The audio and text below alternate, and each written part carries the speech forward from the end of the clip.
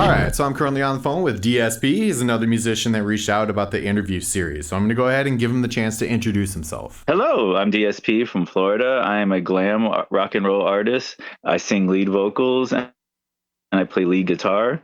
I'm currently in the works of putting out a brand new video at the end of the month, and I just want to say hello. Excellent. Well, thank you for joining me. I appreciate it. So with these interviews, I always kind of like to, find out, where did it begin for you? When did you first, identify and connect with music? What about it kind of spoke to you and made you want to pursue it? Well, I grew up basically in the 1970s, and back then there was pretty much a big explosion of rock music. Of course, Kiss. Kiss was the most dynamite explosion I came across on television, records. My neighbor pulled out all his vinyl records. He was a bass player, just rocking the Kiss, and I solid connect with that. Basically as a young child. And that pretty much told me this is what I'm going to do. It didn't happen at that time, but I would say probably good 8 years down the road, that's when it happened. Okay. And so when you first kind of made that connection, did you start looking at, instruments that you wanted to play, or did you just want to get in front of the stage and start singing? What was kind of your initial steps into, learning music? Basically, the energy that the record covers put off with the image of the face that Kiss put out with the makeup, that pretty much showed me excitement. It showed me something that I related to 100% with image. It related to me with energy, and it related to me with speaking to the world, which is basically what they've done throughout their whole career. It really energized me to kickstart a rock and roll career, which happened when I was basically about 13 years old. Okay. And so did you start writing like lyrics, grab yourself a, pen and a notepad and start, going down that path? Or did you start learning any instruments or anything? Yeah, my first instrument was a clarinet, and my mom rented it for me and I played it, and I just knew that it was a love and a gift to have an instrument in my hands and in my presence, and my personality connected with it 100% too. And it was also a time where I was living in Oregon, and my neighbor heard me blowing on the clarinet and she would tease me. So that was later down the road too that you would see teasing in rock and roll music. So I got my first taste of you'll never amount to nothing, on this instrument, because it blew like a horn. It sounded like a big barrel. Sure. And so eventually, did you decide that there was not place in rock music for a clarinet and then move to a guitar? Exactly. Okay. Did you move on to a guitar, or was it a different instrument? Guitar, blazing 6-string electric guitar.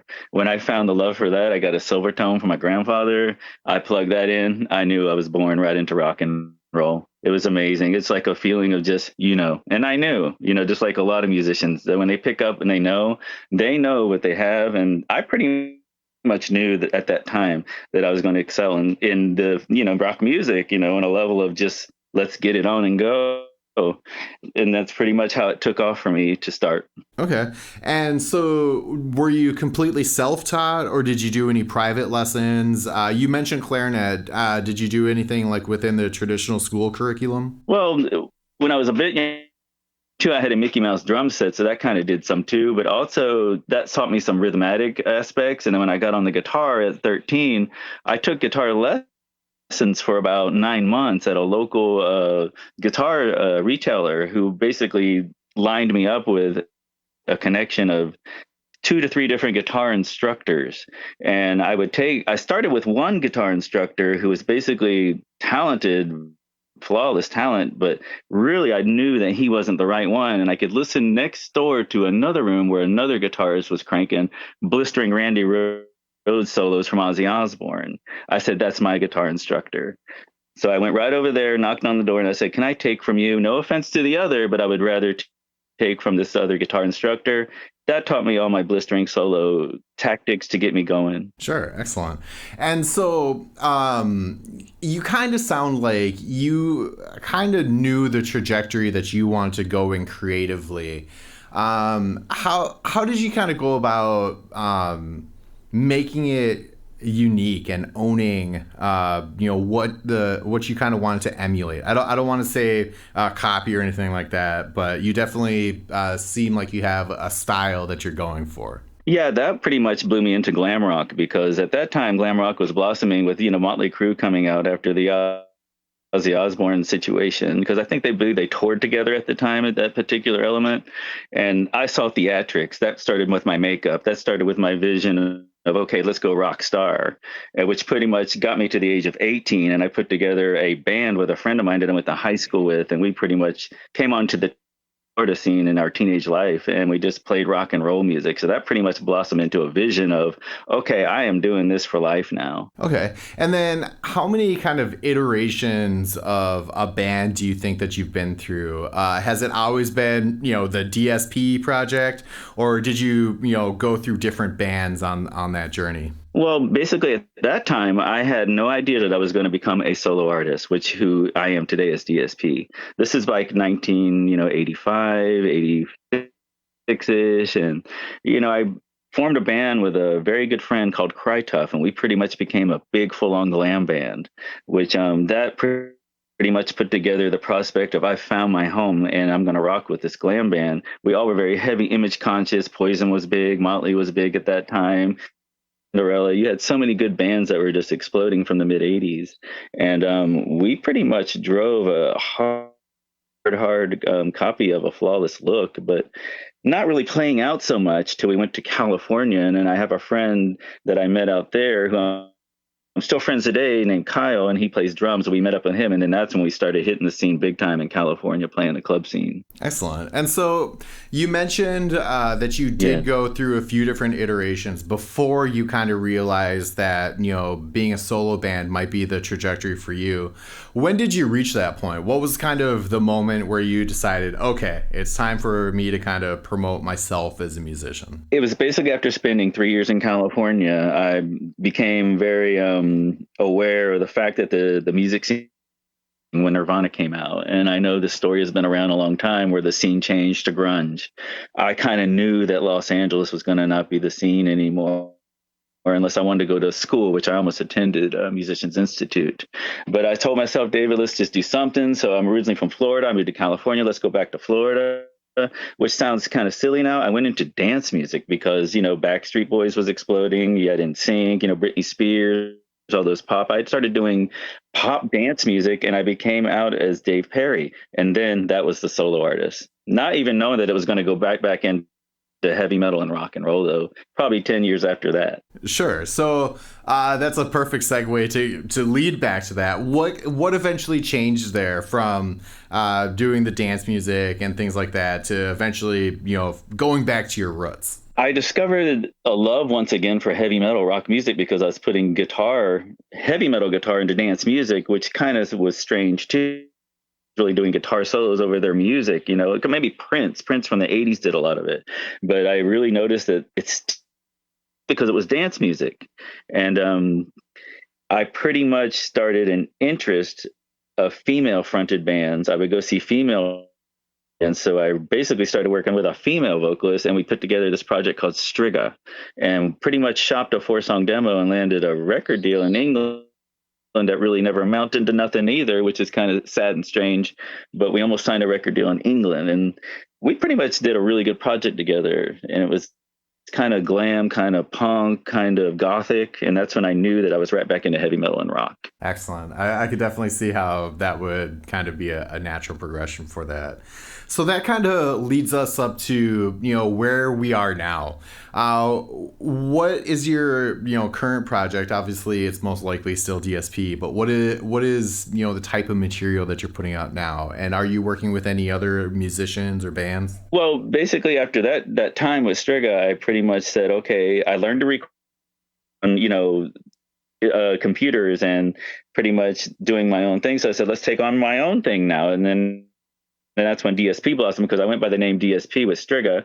And then I said, let's just full on take a lead vocalist approach, because I love singing. I've been singing all my life, and I always dreamed and envisioned of becoming a fronted lead vocalist frontman for a rock and roll band. I don't have a band, so let's just be DSP. I started composing my own original music. And then when I turned 50 years old, I wrote a song called 50, and that pretty much re-kicked and just kick-started my whole rock and roll passion again for the early 70s and 80s glam rock music. and I've been structuring all original songs for about 3 to 4 years now. I signed a record contract in Germany, and I put out a compilation record with Paul Diano was on the record from Iron Maiden, the original vocalist from Iron Maiden. I think a girl from Girls School. There's a Ryan Roxy from Alice Cooper. I was included on a big compilation record. Was a big accomplishment for me, in my opinion, which was great to feel good about at my time frame and my age. So that's when I knew that it was pretty much rock and roll for life. Yeah, that's huge. Congratulations. So Thank you. has that been kind of your sole focus then? You haven't really been playing for any other bands. It's just, the DSP stuff. You mentioned that you do have a record contract, so I assume there's some sort of exclusivity there. Yeah, it was a one song, basically a license deal. I should pretty much call on record contract. But yes, I did, and I self-published a book too in that time frame. So that kind of helped do a lot of stuff all at one time at that time frame. So yeah, and basically, as far as bands go, I've been trying to gather musicians possibly to play with me at times, which kind of gets a little hard. And, because as musicians, we all love one another, but the direction of a solo artist can be very frustrating for other musicians because, of course, it's your own music that you're trying to generate with them.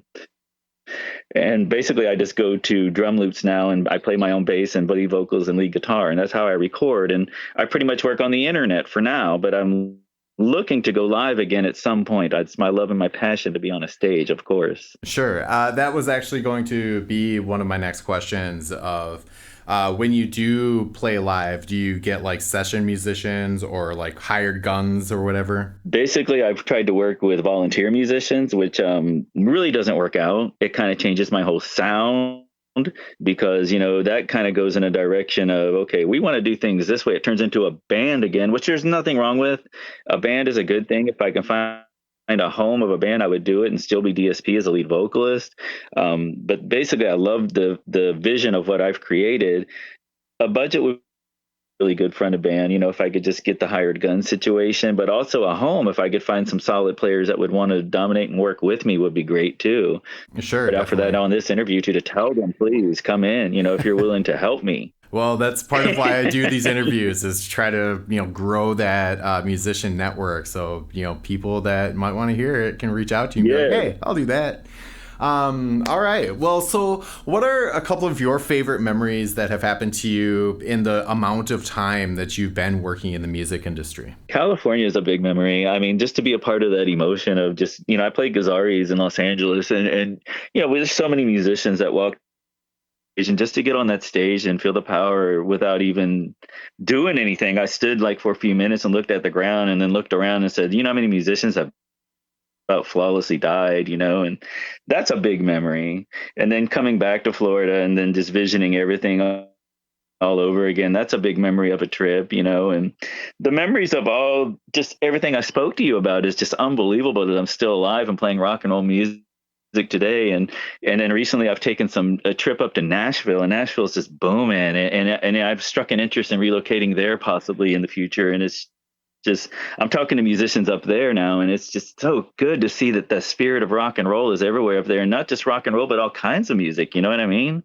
Yeah, especially these past couple of years, it's been, really inspiring to see just how many different types of music are hitting the road and getting out there. Yes, and it's not so much about look, and not so much about presence 100%, it's all about talent, and I'm loving that part too. I still love my glam conscious image. Don't get me wrong, but, just a solid drummer is what's incredible, or it's like bass. We used to walk into auditions when I was younger and you got hair, you're hired. They didn't even listen to me play, and it's like, sure. Come on, I want musicianship too. Mm-hmm. All right. Well, where can people find your social media and listen to your stuff and, contact you if they want to play for you? Yeah, basically you can go to YouTube. I'm on YouTube. That's my real functioning channel, and they can just type in DSP.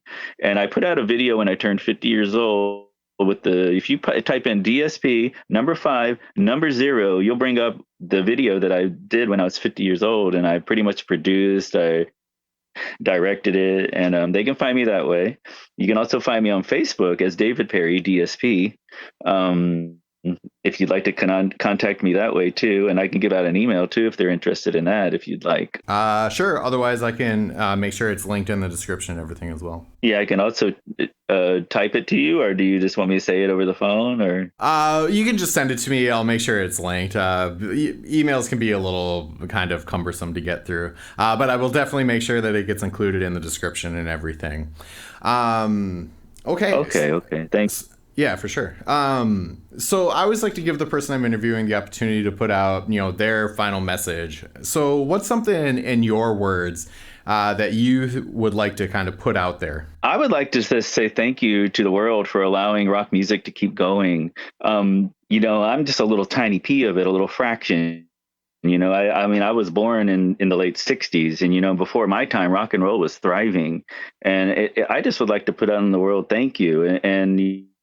For allowing, all of us as rockers and myself to be a part of something that we can contribute to you as the rock fan is what our is basically what we're after. I love to perform. I love to share. I love to create, and I love to speak, to just show people vision. I love to show people happy. I love to show people party. Let's have a good time. You know what I mean? Yeah, man.